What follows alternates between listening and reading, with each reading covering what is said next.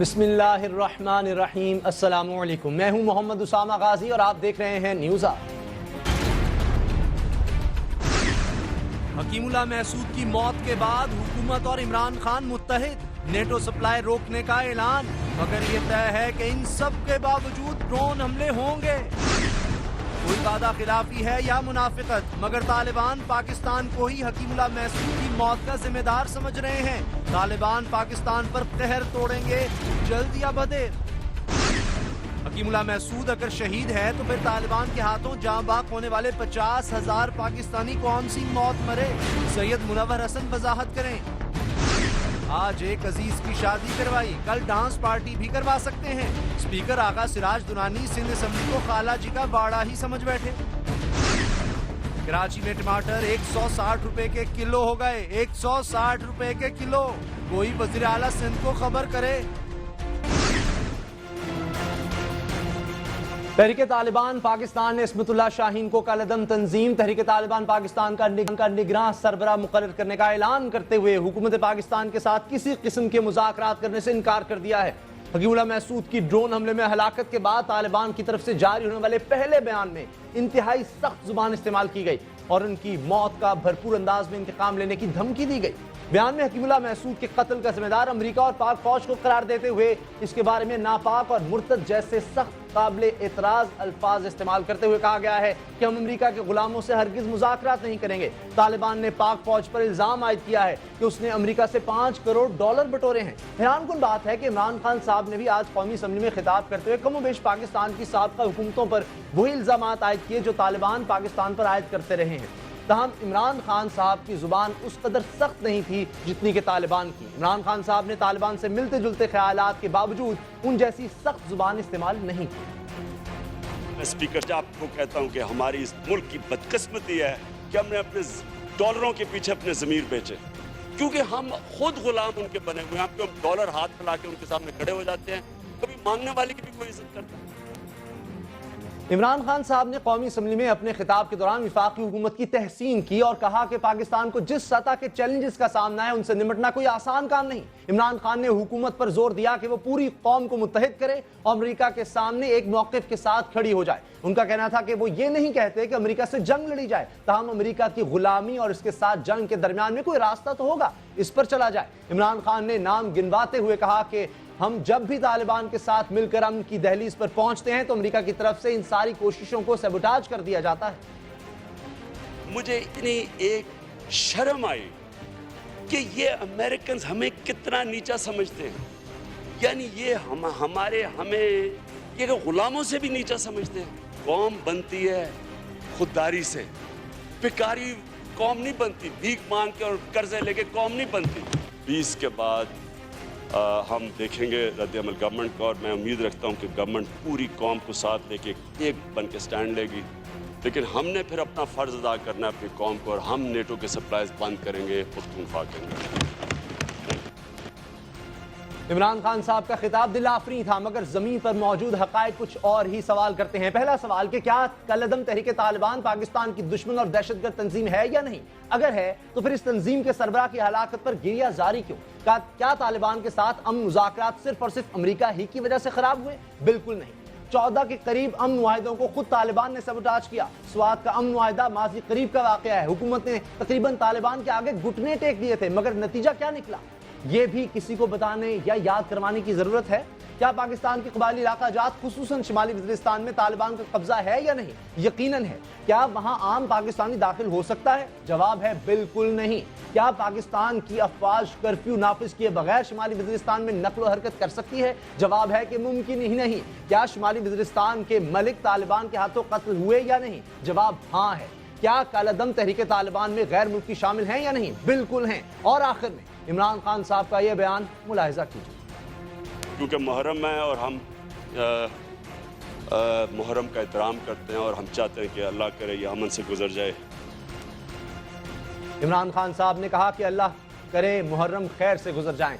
तब 20 नवंबर के बाद अगर हुकूमत ने नेटो सप्लाई के बारे में मुनासिब फैसला ना किया तो खैबर पख्तूनख्वा हुकूमत नेटो सप्लाई रोक देगी। जनाब इमरान खान का ये नारा इंतहाई अवामी और दिलकश है, लेकिन उनसे सवाल है कि उन्हें मुहर्रम खैर से ना गुजरने का खौफ किससे है? यकीनन तालिबान से। اس کے باوجود کہ طالبان پاکستان پر حملہ آور بھی ہیں اور پاکستان کے دستور سے انکاری بھی، وہ پاکستان پر قابض ہو کر اپنی مرضی کا اسلام لانا چاہتے ہیں، پھر بھی عمران خان صاحب اور حکومت کی خواہش غلط نہیں کہ طالبان کے ساتھ مذاکرات ضروری ہیں۔ حکومت اور عمران خان صاحب کو یہ حق حاصل ہے کہ مذاکرات کے ذریعے امن لانے کی کوشش کریں، مگر سوال ہے کہ اب مذاکرات ہوئے تو کس قیمت پر ہوں گے؟ طالبان مانیں گے نہیں۔ امریکہ ڈرون جاری رکھنے اور 2-3 بڑے ہدف حاصل کرنے کا اعلان کر چکا ہے۔ کیا امریکہ کو نیٹو سپلائی روک کر گھٹنے ٹیکنے پر مجبور کیا جا سکتا ہے؟ کیا امریکہ کے خلاف اقوام متحدہ سے رجوع کر کے کوئی فائدہ حاصل کیا جا سکتا ہے؟ کیونکہ دنیا کا اصول ظالمانہ مگر سیدھا سا ہے کہ جس کی لاٹھی اس کی بھینس۔ دوسری طرف وفاقی کابینہ نے طالبان سے مذاکرات جاری رکھنے کی منظوری دے دی ہے۔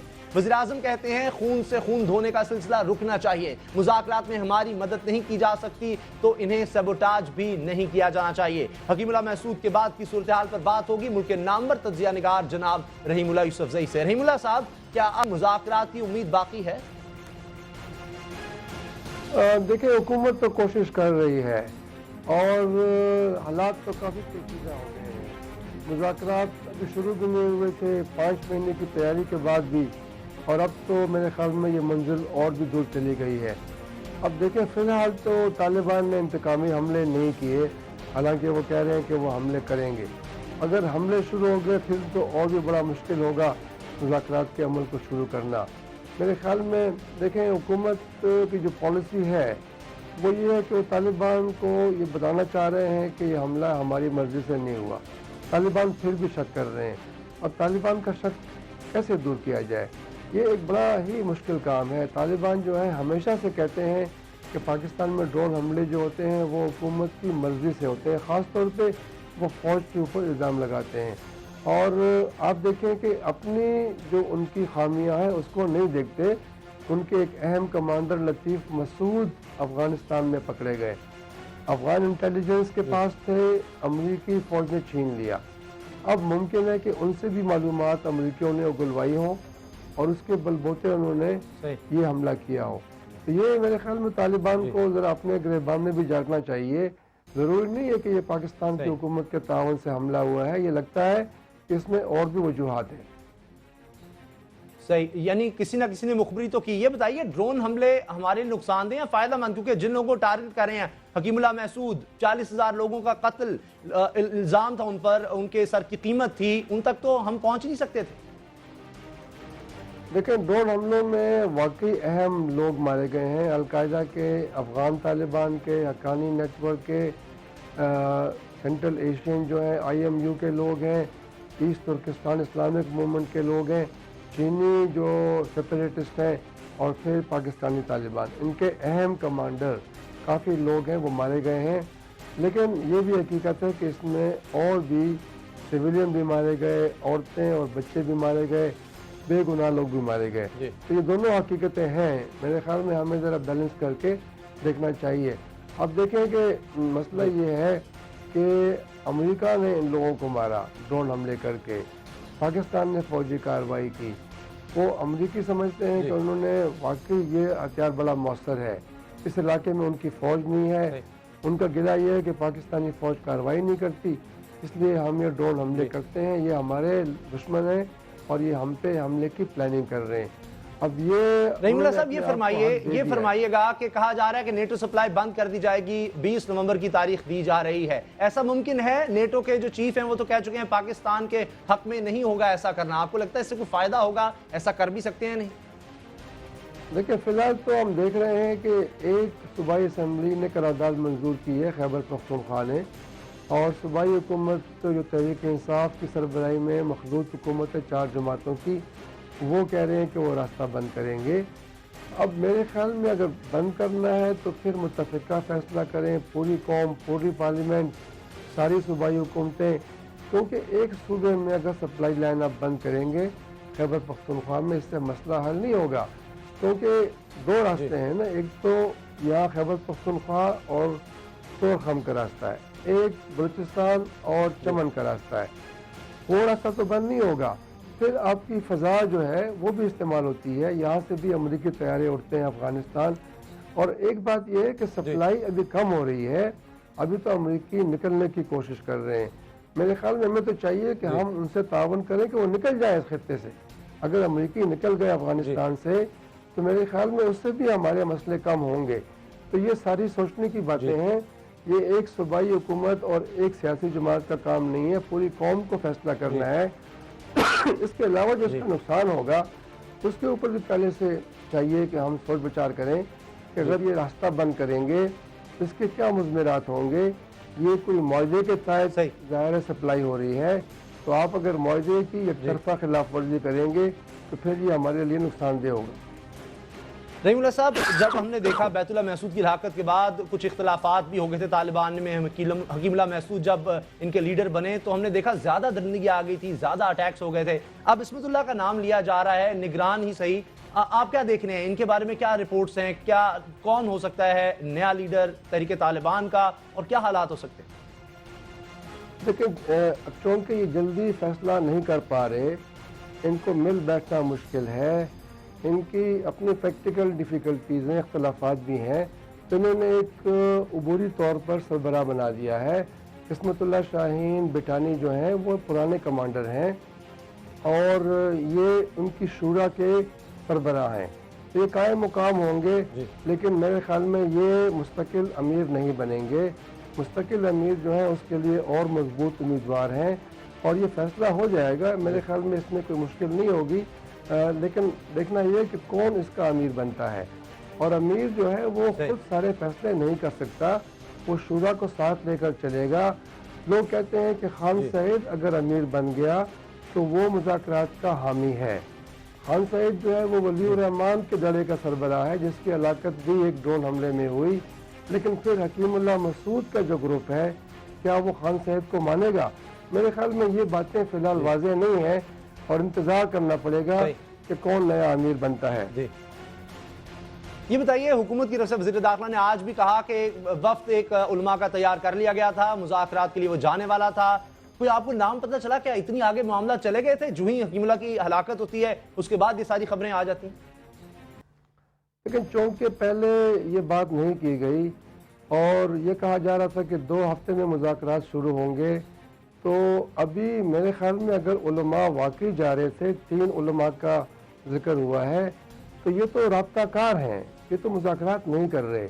انہوں نے تو رابطہ قائم کرنا تھا, دعوت دینی تھی مذاکرات کی. تو میرے خیال میں باضابطہ مذاکرات شروع ہونے میں ابھی دیر تھی, کچھ اور معاملات طے ہونے تھے, کچھ اور گروپوں سے بات کرنی تھی.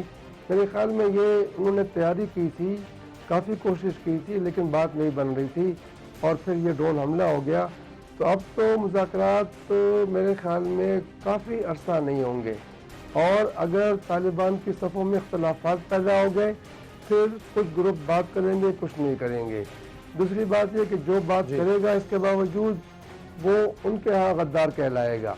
اگر کوئی انتقامی حملے ہوئے پھر تو مذاکرات بالکل بھی نہیں ہو سکیں گے. تو کافی اس میں ابھی پیچیدگیاں ہیں. میرے خیال میں پھر سے مذاکرات شروع کرنا ایک بہت ہی بڑا چیلنج ہے. بہت بڑا چیلنج ہوگا دوبارہ مذاکرات شروع کرنا. رحیم اللہ یوسف زئی صاحب, بہت بھی آپ کا, لیکن آنے والے دنوں میں مذاکرات کا ہونا بھی مشکل ہے اور خطرہ مزید بڑھ چکا ہے. دیکھتے ہیں طالبان کا نیا لیڈر کون ہوتا ہے. نیوز آر میں ملیں گے بریک کے بعد. کوئی وعدہ خلافی ہے یا منافقت, مگر طالبان پاکستان کو ہی حکیم اللہ محسود کی موت کا ذمہ دار سمجھ رہے ہیں. طالبان پاکستان پر قہر توڑیں گے جلد یا بدیر.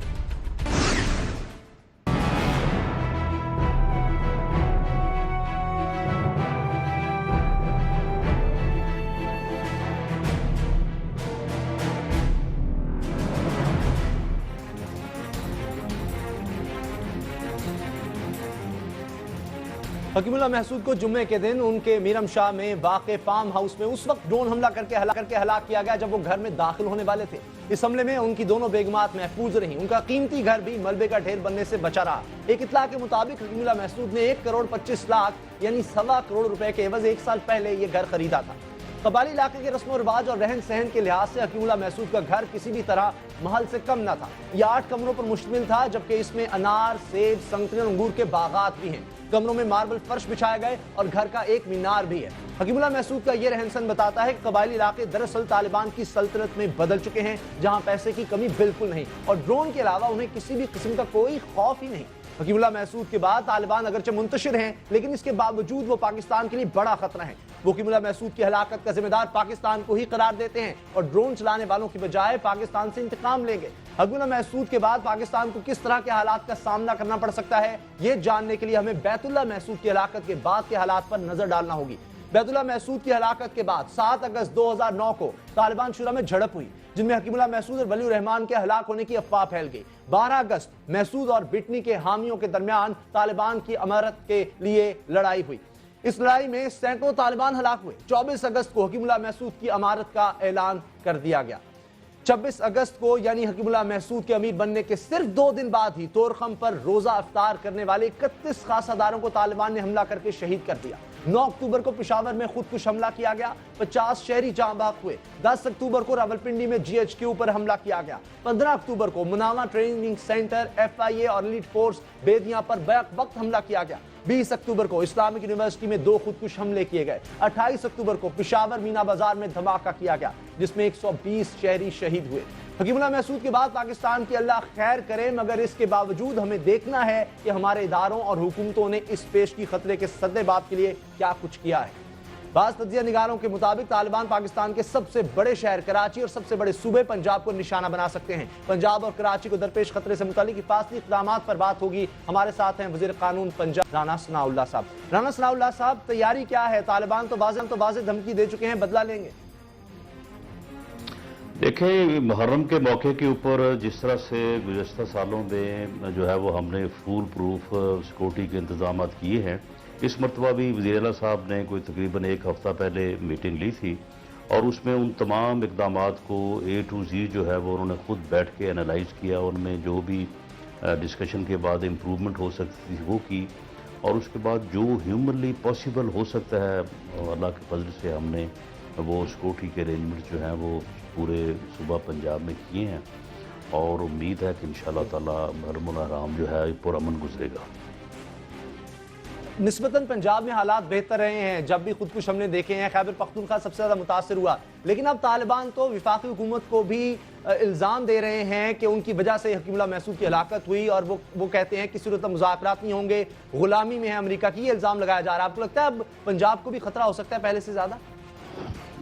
دیکھیں، یہ خطرہ تو خیر حکیم اللہ محسود کی ہلاکت سے پہلے بھی تھا اور اب بھی ہے، اور جس بیان کا آپ نے ذکر کیا، میں سمجھتا ہوں کہ یہ بیان جو ہے یہ بالکل افسوسناک ہے۔ اس ہلاکت کے بعد یا اس ڈرون حملے کے بعد جس انداز سے وفاقی حکومت نے اور انٹیریئر منسٹر چودھری نثار علی خان نے اس واقعے کی مذمت کی ہے اور جس طرح سے امریکہ کو اس پورے معاملے میں قصوروار ٹھہرایا ہے، اس کے بعد طالبان کو یہ کہنا کہ پاکستان امریکی غلامی میں ہے، میرا خیال ہے کہ انہیں اس چیز کا علم نہیں ہے اور وہ اپنے معاملات کو خواہ جو ہے وہ اس طرف جو ہے وہ الجھانا چاہتے ہیں، جو کہ انتہائی طور پہ غلط ہے۔ پاکستان کی حکومت نے نہ صرف وزیر اعظم کے وزٹ کے موقع کے اوپر بلکہ چودھری نثار علی خان کی کل کی پریس کانفرنس اور آج کا جو ان کا بیان ہے آن دی فلور آف دی ہاؤس، اس کے بعد کوئی یہ بات کہہ نہیں سکتا کہ پاکستان کی حکومت جو ہے وہ امریکہ کے زیر بار ہے۔ یقیناً آپ کے پاس انٹیلیجنس رپورٹس بھی ہوں گی، کن جگہوں کو زیادہ خطرہ ہے، کن علاقوں کو آپ سمجھتے ہیں کہ زیادہ پروٹیکشن کی ضرورت ہے؟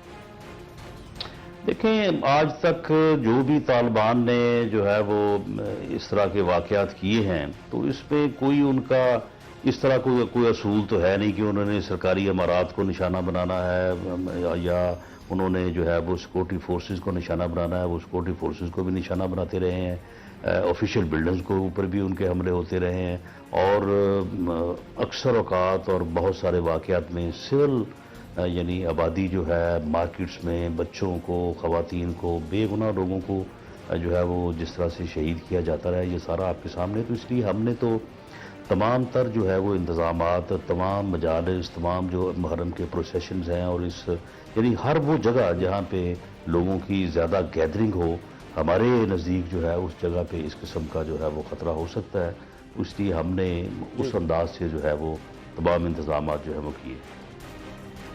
صوبوں میں کوارڈینیشن ہے؟ کیونکہ یہ بہت بات کہی جاتی ہے کہ ہر صوبہ اپنی پروٹیکشن پر لگا ہوتا ہے، خیبر پختونخوا، سندھ، خاص طور پہ کراچی، پنجاب، آپ سمجھتے ہیں کہ آپس میں کوارڈینیشن ہے کسی خطرے سے نمٹنے کے لیے؟ دیکھیں کوارڈینیشن جو ہے وہ تو بالکل ہم نے تو ہمیشہ ہر صوبے کے ساتھ رکھی ہے، اور ہمیشہ جب بھی کبھی کسی صوبے میں واقعہ ہوا ہے، جس طرح سے کوئٹہ میں ہزارہ برادری کے جب لوگوں کو جو ہے وہ شہید کیا گیا، تو اس وقت کے وزیر داخلہ نے جو ہے وہ کوئی اس قسم کی سٹیٹمنٹ دی تھی اور کچھ لوگوں کے نام لیے تھے کہ جناب وہ جو ہے وہ پنجاب میں ہے اور ہمارے ان کیسز میں ملزم ہیں۔ تو ہم نے باقاعدہ ان کو یہ آفر کی تھی کہ اگر آپ سمجھتے ہیں کہ کوئی پنجاب سے کوئی ان جرائم میں شریک ہے تو آپ اس کو ایف آئی آر میں نامزد کریں، اور ہم اس آدمی کو جو ہے وہ آپ کو فار انویسٹیگیشن جو ہے وہ آپ کے حوالے کرنے کو تیار ہیں۔ تو اس طرح سے ہم نے تو ہمیشہ جو ہے وہ ہر طرح سے جو ہے وہ کوآپریشن کی ہے، کوآپریشن جو ہے وہ ہونی بھی چاہیے۔ لیکن اس وقت عمران خان صاحب جس قسم کی بیان بازی کر رہے ہیں تو وہ کافی افسوسناک ہے، اور میں سمجھتا ہوں کہ امریکہ نے تو یہ ڈرون حملہ کر کے مذاکرات کے عمل کو سبوتاژ کیا ہے، لیکن عمران خان صاحب اپنے رویے سے جو ہے وہ اس عمل کو جو ہے وہ مزید جو ہے وہ مشکوک بنا رہے ہیں۔ نہیں، کیا آپ سمجھتے ہیں مسلم لیگ نون کی حکومت حامی نہیں ہے نیٹو سپلائی روکنے کی؟ وہ تو 20 نومبر تک کا وقت دے رہے ہیں، آج تو انہوں نے تعریف بھی کی ہے وزیر داخلہ کی۔ نہیں دیکھیں، یعنی اگر یعنی پی ٹی آئی یا خیبر پختونخوا کی حکومت جو ہے وہ یہ مطالبہ کر سکتی ہے، اور اس مطالبے کے اوپر اگر قومی کنسنسس ہو، جس طرح سے مذاکرات کے اوپر کنسنسس ہوا ہے ایک آل پارٹیز کانفرنس میں، تو بالکل وفاقی حکومت جو ہے وہ نیٹو سپلائی جو ہے وہ روک سکتی ہے، لیکن کسی ایک فرد کو یا ایک جماعت کو یہ حق نہیں پہنچتا کہ وہ اکیلے سے ہی جو ہے وہ اپنا جو ہے وہ الٹیمیٹم دینا شروع کر دے اور دھمکیاں دینی شروع کر دے ایک صوبائی حکومت، وفاقی حکومت کو کہ جی ہم بند کر دیں گے یا ہم فلاں تاریخ سے جو ہے بند کر دیں۔ اس قسم کا انہیں آئینی اور قانونی طور پہ کوئی حق حاصل نہیں ہے، اور اس قسم کی گفتگو کر کے یا اس قسم کے حالات پیدا کر کے تو وہ ان حالات کو جو کہ پہلے ہی مشکل حالات ہیں ملک اور قوم کے لیے، ان میں جو ہے وہ غیر ذمہ داری کا ثبوت دے رہے ہیں اور ان میں اضافے کا باعث بن رہے ہیں۔ جی رانا ثناء اللہ صاحب، آپ سے آخری سوال، کیا حکیم اللہ محسود کی جو ہلاکت ہے پاکستان کے لیے اچھا ہوا؟ ایک جس کے سر کی قیمت تھی، ہزاروں لوگوں کا قتل کیا ہوا تھا، پاکستان کے لیے اچھا ہوا ہے برا؟ دیکھیں پاکستان کو میری ذاتی رائے یہ ہے کہ اس واقعے میں اچھائی یا برائی جو ہے وہ تلاش نہیں کرنی چاہیے۔ اس علاقے میں جہاں پہ ڈرون حملہ کیا ہے، ڈرون حملہ بھی پاکستان کی ساورینٹی کے اگینسٹ ایک حملہ ہے، اور یہ طالبان جو ہیں وہ وہاں پہ جو کارروائیاں کر رہے ہیں وہ بھی پاکستان کی ساورینٹی کے اگینسٹ ہیں۔ تو اس لیے ہمیں اس میں کوئی اچھائی یا برائی تلاش کرنے والی بات نہیں ہے۔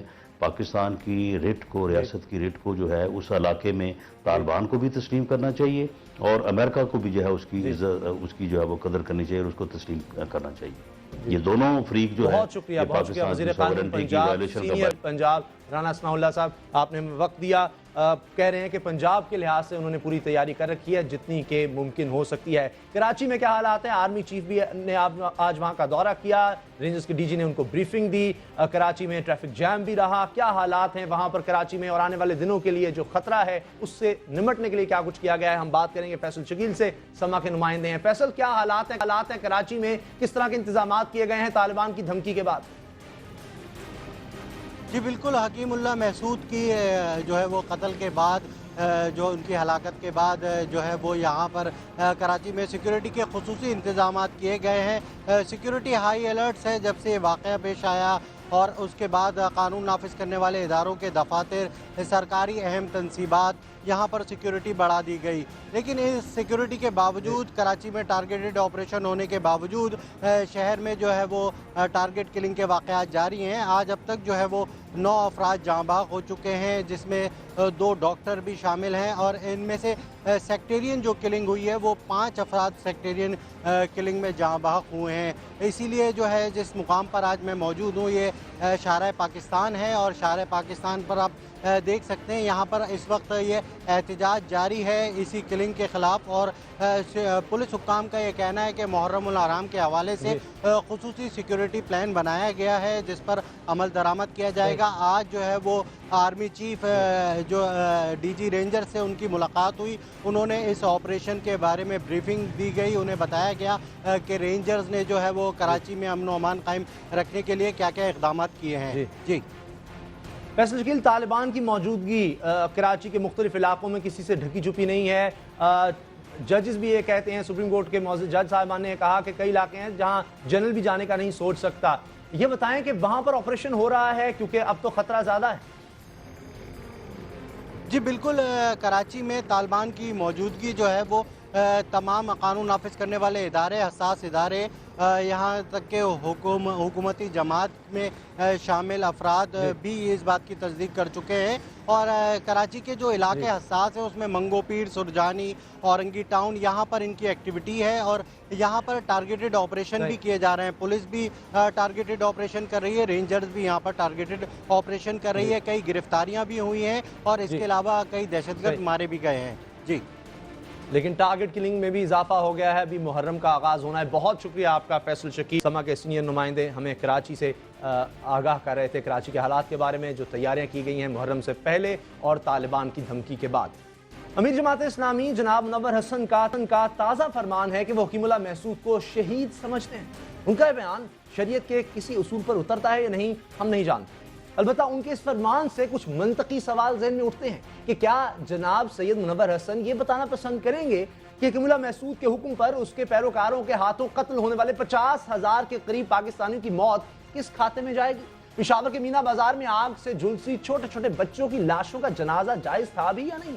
वहां पर पुरजे होने वाली औरतें किन काफरों के घरों में बसती थी? लाहौर की मूल मार्केट में जो मंसूरा से चंद किलोमीटर के फासले पर है, वहां जलकर मरने वालों का खुदा कौन था? सैयद मुनव्वर हसन साहब को ये बता देना चाहिए और ये भी बता देना चाहिए कि मस्जिद परेड लेन में जुम्मे की नमाज पढ़ने वाले फौजी अफसर क्या किसी फिरौन के मानने वाले थे जिनकी जवान औलादों को शनाख्त कर करके उनके सामने गोलियां मारी गई? मेजर जनरल सनाउल्लाह नियाजी शायद किसी राम या काली माता के पुजारी थे। उनकी मौत पर उन्हें शहादत का दर्जा तो हरगिज नहीं दिया जा सकता क्योंकि वो हजरत अमीरुल मोमिनीन जनाब हकीमुल्लाह महसूद के जान निसारों के हाथों मरे। जनरल ज़िया की गोद में बैठकर इस कौम के बच्चों को डॉलरों के एवज जहाद के फरेब में मुब्तला करने वालों को अब तो कौम को कंफ्यूज नहीं करना चाहिए। ये बंदूक बरदार तालिबान हो या किसी और नाम पर दहशतगर्दी करने वाले, उनका वजूद जनरल ज़ियाउल हक की देन है और उसके फिक्री और अस्करी गुमाश्ते आज तक जनरल ज़िया की इस औलाद को सीने से लगाए हुए हैं।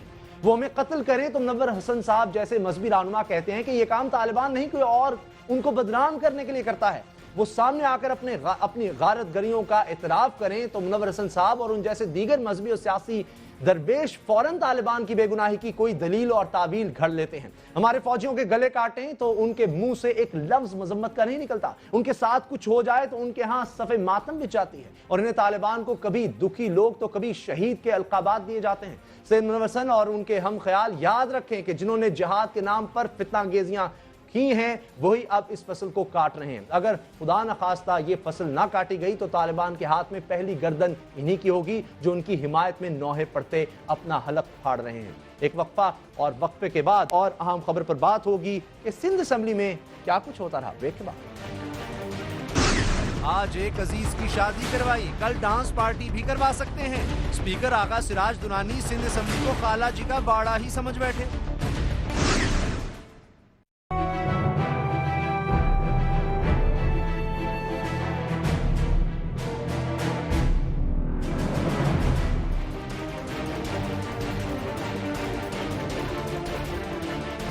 सिंध असेंबली में कानून साजी के साथ साथ अब शादी खाना आबादी का भी पूरा इंतजाम हो गया है। खबर यह है कि स्पीकर सिंध असेंबली आगा सिराज दुरानी ने ऐवान के तकद्दुस को पामाल किया या नहीं किया, बहरहाल असेंबली के हाथे में अपने भतीजे की दावत वलीमा सजाकर इसका शिमला जरूर ऊंचा कर दिया। शादी की तकरीब में कानून की धज्जियां उड़ाई गई या नहीं, असेंबली के हाथे में मजे के खानों की दावत जरूर उड़ाई गई। शादी में 1000 से ज्यादा मेहमानों ने शिरकत की, सारे के सारे आगा जी के जानने वाले थे, इसलिए सबके साथ शाही बारातियों जैसा सलूक हुआ। मेहमानों ने सिंध असेंबली के अरकान को दिए जाने वाले VIP प्रोटोकॉल का मजा भी चख लिया। जब से ये खबर नशर हुई है, स्पीकर सिंध असेंबली मीडिया पर बरहम है। फरमाना है कि मीडिया हाथ धोकर उनके पीछे पड़ गया है, बाकी को बिला वजह इशू बनाया जा रहा है। आगा साहब ने दलील ये दी है कि गवर्नर हाउस और वज़ीर-ए-आला हाउस में भी शादियां होती रहती हैं, अगर सिंध असेंबली में हो गई तो कौन सा आसमान टूट पड़ा है। फरमाना यह था कि बतौर स्पीकर सिंध असेंबली उन्हें बहुत इख्तियारात हासिल हैं, अगर किसी को इन इख्तियारात के बारे में जानना है तो वो इसे किताब फराहम कर देंगे। शजील मेमन का कहना था, मुशर्रफ ईवान सदर में जाने क्या क्या करते रहे।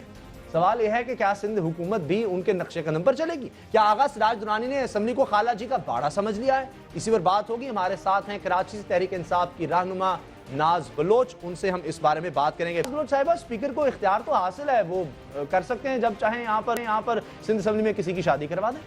जनाब, स्पीकर को नहीं, बादशाह सलामत को तमाम इख्तियारात होते हैं कुछ भी कर लेने के। कस्टोडियन ऑफ द हाउस यानी कि speaker of the Sindh assembly, वो असेंबली जिसके अंदर कायद आज़म मोहम्मद अली जिन्ना बाबा कौम ने तकरीर की हो, उस असेंबली की अज़मत को पामाल करने का जो इन्होंने तरीका इख्तियार किया है, मैं कहती हूँ अफसोसनाक नहीं, शर्मनाक अल्फाज बिल्कुल इनके ऊपर अप्लाई होता है कि वी और VIP प्रोटोकॉल कल्चर जो इन्होंने अपना कंटिन्यू किया हुआ है। इससे पहले यूसुफ रज़ा गिलानी साहब प्रेसिडेंसी में अपने बेटे की दावत वलीमा कर चुके हैं। तो ये जो ट्रेंड इनका है ना कि इनके लिए सब कुछ हलाल है, बाकियों के लिए हराम है, ये करें तो महरम, हम करें तो मुजरम, ये वो वाला हिसाब किताब है। गरीब आवाम के पैसे से, टैक्स के पैसे से इनको इस बात की तनख्वाहें नहीं मिलती कि ये शाहाना शान तरीके से अपनी जागीर समझते हुए सिंध असेंबली के तकद्दुस को पामाल करते हुए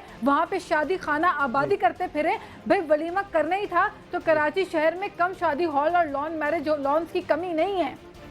ये आँख खोल के देखें, पूरा शहर भरा पड़ा है। किसी जो उन्होंने कहा, जो इसके बारे में आगा सिराज दुरानी साहब ने जो वजह बयान की है वो भी सुन लें कि वो क्या कहते हैं इस बारे में। बहुत सारे इख्तियार हैं, वो आपको मैं किताब दूंगा, वो आप पढ़ लें। पहले भी ये चीज़ें यहाँ होती रही हैं, गवर्नर हाउस में होती रही हैं, CM हाउस में होती रही है, कोई गुनाह नहीं है। ये कोई पहली दफा नहीं है। आगा साहब फरमा रहे हैं कि CM हाउस में, गवर्नर हाउस में इस तरह की तकारीब होती रहती हैं। Usama, it is indeed a shameful act. मैं कह रही हूँ ये आवे का आवा ही बिगड़ा हुआ है। आप इन पे कोई बात करेंगे, ये पिछलों पे तनकीद करना शुरू करेंगे, दुरुस्तगी की इनके साथ कोई भी तवक्को रखना, मैं समझती हूँ खुद ही बहुत बड़ी बेवकूफ़ी। अगर इनसे हम एक्सपेक्ट करें कि ये सही रास्ते में चलेंगे। जनाब, इन्होंने उस कायद आज़म मोहम्मद अली जिन्ना बाबा कौम का, मेरे पास मैं आपको नेक्स्ट प्रोग्राम में ला के आपके दिखाऊंगी, वो बिल मौजूद है असेंबली का जिसके अंदर 14 रुपए का बिल था और उसमें कायद आज़म मोहम्मद अली जिन्ना की राइटिंग में लिखा हुआ है कि इस असेंबली के अंदर चाय तक मुमलिकत के पैसे से, अवाम के पैसे से नहीं पिलाई जाएगी। जिसने चाय पीनी अपने घर से पी के आए, ये उस असेंबली के कस्टोडियन बने हुए। मैं तो कहती हूँ कि he does not deserve to be the custodian of the house. इन्होंने तो पूरे असेंबली को अपनी जागीर समझ के रखा हुआ है, अपना घर समझ, मतलब गरीब अवाम अपने घर के बाहर टेंट लगाए तो वहां पे उसको इजाजत नहीं है, लेकिन आप असेंबली के तकद्दुस को पामाल करते हुए ये VIP बादशाहत वाला जो निज़ाम है ना, ये जो किंगडम वाली सोच है इनकी, इस सोच को खत्म करने के लिए मैं समझती हूँ कि अवाम ने अपना रिएक्शन शो किया है। आप देख लीजिए किस तरीके से अवाम ने नाराजगी शो की है और इस पे मैं बिल्कुल एहतजाज करती हूँ। PTI के प्लेटफॉर्म पे मैं बिल्कुल एहतजाज करती हूँ। अवाम के एहतजाज का कोई असर नहीं हो रहा। शजील मेमन साहब ने तो आज ये कह दिया कि ऐवान सदर में परवेज मुशर्रफ जाने क्या क्या किया करते थे, ऐसे ही बिला वजह तनकीद की जा रही है। और साथ ही साथ एक मशवरा ये भी है शायद कि अगर यहाँ पर शादी हॉल में कन्वर्ट कर दिया जाए इसे, तो कानून साजी के साथ साथ अच्छे खासे पैसे कमाए जा सकते। देखिए, हो सकता है कि ये इरादा रखते हो कोई मैरिज ब्यूरो का, या हो सकता है केटरिंग का कोई बिजनेस ये स्टार्ट करना चाह रहे हो, या कोई इवेंट मैनेजमेंट का इनका कोई रुझान हो। लेकिन ये कि इतने अफसोस के साथ कहना पड़ता है कि इन्होंने इस किस्म की जो एक्ट किया है, इसके बाद इन्होंने अवाम की दिल आज़ारी की है। मतलब ये कि हर शख्स जो है इस बात के ऊपर अफसोस का इजहार कर रहा है कि एक असेंबली के अंदर जो कि लॉ मेकिंग बॉडी जो लोग हैं, जो कि लेजिस्लेटिव्स हैं असेंबली के, वही कानून तोड़ें, वही असेंबली को अपनी जागीर समझ लें। आप अपने फुप्पी चचा ताए के बच्चों के वलीमे वहाँ पे बैठकर करें जहाँ पे कानून साजी होनी चाहिए। तो इससे ज्यादा अफसोसनाक कौन सी बात हो सकती है। और फिर ढिठाई आप देखें, पाकिस्तान तहरीक इंसाफ असेंबली में भी एहतजाज का इरादा रखती है। इनकी ढिठाई आप ये देखें कि इनकी ढिठाई ये है कि ऐसे चीजें करके भी बजाय इसके कि उस पे अपनी गलतियों को एक्सेप्ट करें, उल्टा ये धंधनाते फिर रहे हैं और धौंस जमा रहे हैं। ये एक धौंस और धौंस का जो है सूरत हाल आप देखें कि अब بھی وہ کہہ رہے ہیں کہ جناب یہ بڑا اچھا انہوں نے کام کیا اور ان کا اختیار ہے، یہ ذرا وہ کتاب ہمیں بھی پڑھا دیں. یہ کون سی کتاب ہے انہوں نے لکھی ہوئی ہے؟ یہ ان کے بادشاہ سلامت نے لکھی ہوئی ہے جس کے اوپر ان کو تمام اختیارات ہیں. یہ بتائیں نازلوج، آپ کو کہیں خوف تو نہیں ہے کہ اب تھانے دار بھی تھانے میں شادیاں کروانے لگ جائے گا؟ کمشنر ہاؤس میں اور کمشنر آفس میں اس طرح سے انتظامات، ہر سرکاری ادارے میں یہ کام ہونا شروع ہو جائے گا. سرکاری پراپرٹی کا بیجا غلط استعمال کرنا یہ بہت بڑا جرم ہے، اور ایک کسٹوڈین آف دا ہاؤس جو ہے ان کو ہم بیٹھ کر یہ سکھا رہے ہیں کہ آپ speaker of the Sindh assembly ہو کر آپ اتنا بڑا جرم کر رہے ہیں کہ آپ سرکاری پراپرٹی کو اپنی ذاتی املاک سمجھتے ہوئے، اپنی ذاتی ملکیت سمجھتے ہوئے آپ وہاں پہ شادی بیاہ اور ولیمے کی تقریبات، اور پھر اوپر سے آپ یہ دیکھیں کہ انہی کی ممبر اسمبلی جو ہے وہ بیٹھ کر قانون پیش کر رہی ہیں ون ڈش کی. اور یہاں پہ آپ نے دیکھا کہ جس طریقے سے بے دریغ جو ہے وہ استعمال ہوا، شاہانہ شان بادشاہت کا جو ایک ہمیں منظر دکھائی دیا، اور ان کے پروگرامز انہوں نے چلائے تھے اپنے تو کہ جناب ہم نے ون ڈش کے اپروو کر دیا ہے، تمغہ انہوں نے اپنے سر پہ لے لیا تھا، انہوں نے سونے کے تاج سروں پہ ڈال دیے تھے اپنے، اور اخباروں میں سرخیاں آ گئی تھی کہ جناب پاکستان پیپلز پارٹی نے جو ہے یہ بڑا اعلیٰ کام کیا، ون ڈش کا قانون بل پاس کر رہے ہیں، اور اس کے بعد جو ہے اسی بل کو وہیں پاس کر رہے ہیں اور اسی اسمبلی کے باہر اسی بل کو توڑ رہے ہیں. میں کہتی ہوں کہ اس سے زیادہ افسوس کی بات کیا ہو سکتی ہے؟ اس سے زیادہ افسوسناک بات کیا ہو سکتی ہے؟ اسی اسمبلی میں بل پیش کر رہے ہیں، اسی اسمبلی میں بل کو آپ توڑ رہے ہیں. لوگ بھی بہت اس پر ناراض ہوئے ہیں. مجھے بتائیں آئندہ کوئی فرق پڑے گا اس احتجاج کے بعد، یا آپ کو لگتا ہے کہ یہ اپنی روش اس طرح برقرار رکھیں گے؟ نہیں، میں سمجھتی ہوں اس پہ ہمارے کورٹس کو سو موٹو ایکشن لینا چاہیے. یہ وہ چیزیں ہیں کیونکہ یہ تقدس کو پامال کر رہی ہیں، یہ اسمبلی کو سرکاری پراپرٹی کے تقدس کو پامال کر رہی ہیں، اس کی اجازت کسی بھی شہری کو نہیں ہے. یہ speaker of the Sindh assembly ضرور ہے، لیکن اس کا مطلب یہ نہیں ہے کہ پورے پاکستان کی تمام املاک، پورے سندھ کی ہر سرکاری پراپرٹی کے اوپر ان کا جو ہے وہ دھونس چلے گا اور اس کے اوپر ان کی جو منمانی ہوگی وہ چلے گی. یہ ہماری پراپرٹی ہے، اس کو ہم ٹیکس پے کرتے ہیں، ان کی تنخواہیں بھی عام شہری کے ٹیکس سے پے کی جاتی ہیں. He is answerable to all of the citizens. He is answerable to entire Sindh, the people, the citizen of Sindh, کہ انہوں نے کیوں سندھ کی عوام کے ساتھ اتنا بڑا مذاق کیا. اس احتجاج کے بعد، عوام کے احتجاج کے بعد آئندہ اس طرح سے قانون ساز ادارے میں شادی ہال اس کو نہیں بنایا جائے گا. بہت شکریہ ناز بلوچ، تحریک انصاف کی رہنما، کراچی سے ان کا تعلق ہے اور شدید جذباتی بھی تھیں اور وہ سمجھتی ہیں کہ آئندہ ایسا نہیں ہونا چاہیے. لوگوں کو اس سے بہت دکھ ہوا ہے. نیوز آر میں ملتے ہیں بریک کے بعد. کراچی میں ٹماٹر 160 روپے کے کلو ہو گئے. 160 روپے کے کلو. کوئی وزیر اعلیٰ سندھ کو خبر کرے.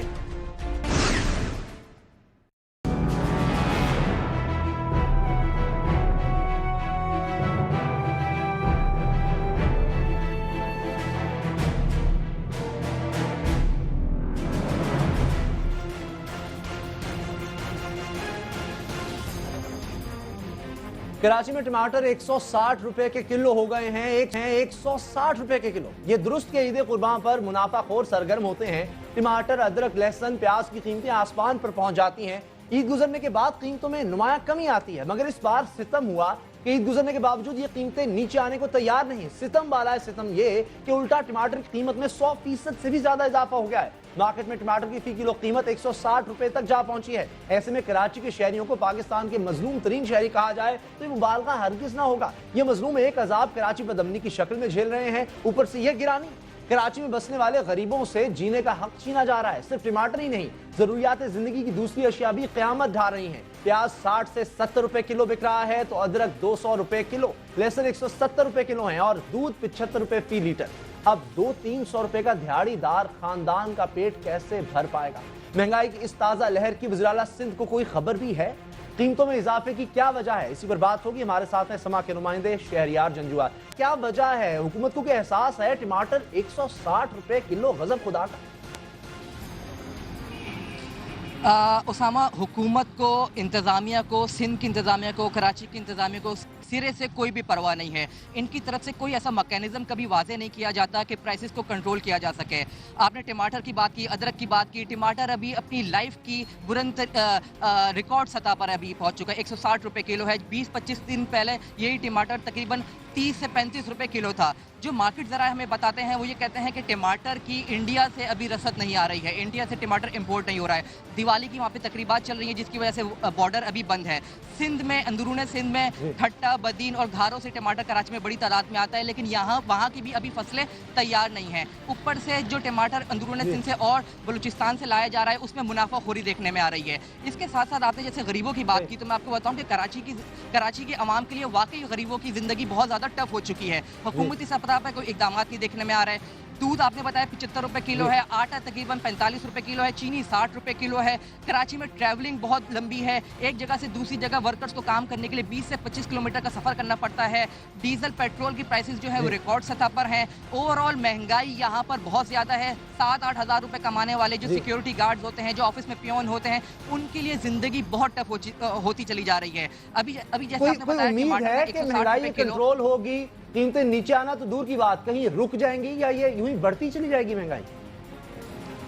देखें, जो अभी तक जो मैक्रो इकोनॉमिक इंडिकेटर्स जो सामने आ रहे हैं उससे तो यही लग रहा है कि पाकिस्तान में, कराची में महंगाई और ही बढ़ेगी। अभी पिछले ही महीने जो अभी फेडरल ब्यूरो ऑफ स्टैटिस्टिक्स के जो फिगर सामने आए हैं उसमें महंगाई जो है एक महीने में 2% बढ़ी है, जबकि जुलाई से लेकर अभी तक फिस्कल ईयर 2014 में अभी तक तकरीबन 9.5% बढ़ चुकी है। पाकिस्तान का रुपया जो है अगेंस्ट डॉलर मुसलसल प्रेशर में है। पाकिस्तान में अभी कोई फॉरेन इन्फ्लोज आने की कोई तवक्को नहीं और ना न्यू फ्यूचर में कोई नजर आ रहे हैं। इसके साथ साथ पाकिस्तान में इम्पोर्ट्स बढ़ती चली जा रही हैं। टोटल इंपोर्ट्स में तकरीबन 10% हिस्सा फूड आइटम्स का है। तो इंपोर्टेड फूड मिलाकर, लोकल फूड मिलाकर, पेट्रोलियम प्राइसेस मिलाकर इन सब का अगर मजमुआ लिया जाए तो महंगाई नियर फ्यूचर में बढ़ती ही नजर आ रही है। जी, लेकिन जो नाजायज मुनाफाखोरी है उसको रोकने के लिए छोड़ रहा है, प्राइस कंट्रोल अथॉरिटीज कुछ करती हैं या नहीं? नहीं जनाब, कराची में प्राइस कंट्रोल अथॉरिटी सिर्फ एक्टिव नज़र आती है तो वो भी रमज़ान में नज़र आती है, जिसके जो और रमज़ान में भी जो अपनी एक्टिविटीज़ करती हैं उनकी भी ग्राउंड रियलिटी में कोई फ़ायदा नहीं होता आवाम को। और नॉर्मल दिनों में साल के 11 महीनों में price control authority, food ministry, agriculture ministry, सब्ज़ी मंडी की इंतज़ामिया, इनका प्राइस पे किसी किस्म का कोई कंट्रोल नहीं है। प्राइस अगर चल रही होती है तो सिर्फ डिमांड सप्लाई पर चल रही होती है। इसी में मुनाफाखोरी भी सामने आती है और इसी मौके पर मुनाफाखोर जो है वो खूब मुनाफा जो है गरीब आवाम की जेब से निकाल कर घर जाकर बैठ जाते हैं। जी, तो फिर गुजारा लोग किस तरह करते हैं? क्या चीज़ें खरीदना तो नहीं छोड़ सकते? क्या करें? 2 वक्त की रोटी जो खाता है क्या एक वक्त पर आ रहा है? क्योंकि इस तरह तो लग रहा है कि रोजाना उसके सैकड़ों रुपए सिर्फ इसी खाने पीने में खर्च हो रहे हैं। देखिए, गरीब की ज़िंदगी तो बहुत ही टफ है, तभी कराची में इतने जराइम भी बढ़ते चले जा रहे हैं। छोटे छोटे ग्रुप्स बन चुके हैं अपनी ज़रूरियात पूरी करने के लिए, जो बिलाशुबा एक यही फैक्टर है कि एक तो महंगाई बहुत बढ़ती चली जा रही है, गरीब का गुजारा नहीं है। 7-8 हज़ार रुपये एवरेज तनख्वाह होती है, 2-2.5 हज़ार रुपये बंदे का अपने किराए पे खर्च हो जाता है, खाने पीने पे खर्च हो जाता है। 4-5 हज़ार में बंदा किस तरीके से गुजारा कर सकता है? और अमूमन देखने में भी ये आता है कि जो गरीब आबादियाँ होती हैं और जो मीडियोकर्स होते हैं, गरीब तबके के लोग होते हैं, इनके घरों में अफराद की तादाद भी काफ़ी ज़्यादा होती है। तो कराची की ओवरऑल सूरत हाल गरीबों के लिए टफ है। अमन अमान की सूरत हाल ऊपर से महंगाई, मुश्किल तर होती चली जा रही है। बहुत शुक्रिया शहरी जुआ समा के नुमाइंदे हमें बता रहे थे कि महंगाई बढ़ती चली जा रही है लेकिन हुकूमत को इसकी कोई फिक्र नहीं। टमाटर 160 रुपए किलो हो गया है और कल या 1-2 दिन में इसके नीचे आने के कोई इम्कानात नहीं है और गरीब इसमें पिस रहा है। ना सिर्फ गरीब बल्कि मुतवस्सित तबका भी शदीद परेशानी का शिकार है और इसकी वजह से जराइम भी बढ़ते चले जा रहे हैं। प्रोग्राम देखने का बहुत बहुत शुक्रिया। दुआ में याद रखिएगा, अल्लाह ताला आपको नफरतों और औलाद के गम से महफूज रखे। अल्लाह हाफ़िज़।